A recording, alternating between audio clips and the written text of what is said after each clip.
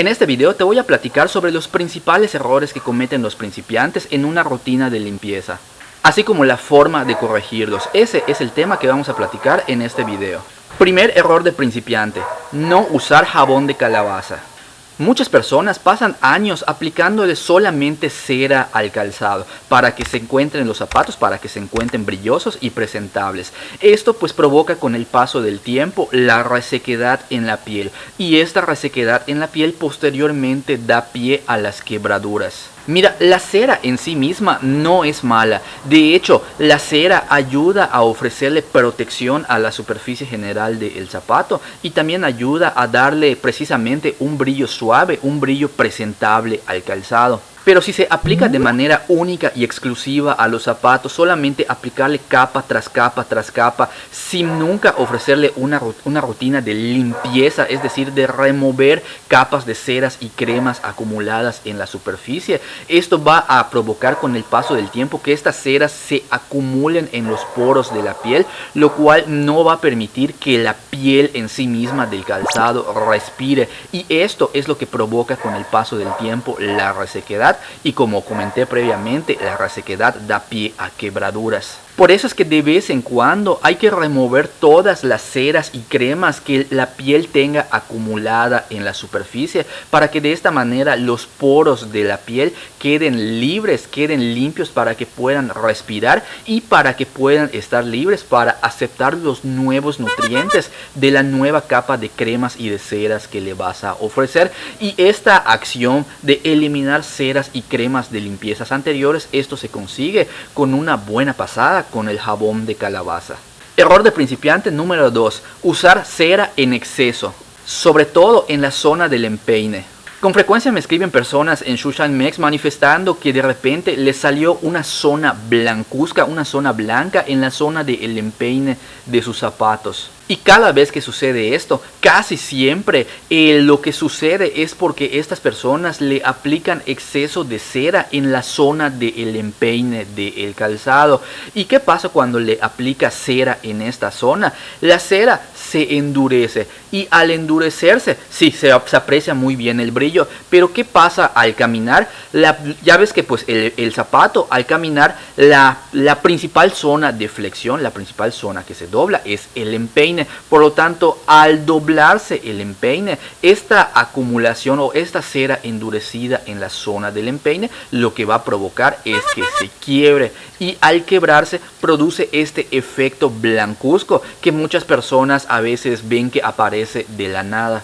La manera para poder remediar esto es lo siguiente: la cera está bien aplicarla, esto va a ayudar para darle brillo y protección al calzado, pero te recomiendo ampliamente que apliques la cera solamente en las zonas rígidas del zapato, que son la zona lo que es de la punta y la zona del talón o la parte trasera. Incluso los laterales puedes poner cera si gustes, pero en lo que es las zonas flexibles, que es la zona del empeine, esta zona te recomendaría una de dos: o evites aplicar cera en esta zona, o en su defecto puedes aplicar cera, pero aplica una muy delgada capa para que de esa manera le puedas ofrecer este bonito brillo a todo el zapato, pero evites este riesgo de que se produzca esta zona blancuzca por el motivo que ya te platiqué previamente.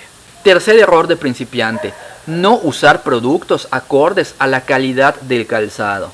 Mira, aquí en Shushan Mex he conocido a muchas personas con artículos muy finos en su colección. Artículos muy finos, de marcas muy finas, pero que nunca le ofrecen ningún tipo de rutina de mantenimiento a estos artículos. O si lo hacen, lo realizan con artículos de supermercado. Esto es algo que siempre les comento a mis clientes, a mis seguidores y a las personas que siempre me preguntan por asesoría respecto al mantenimiento del calzado.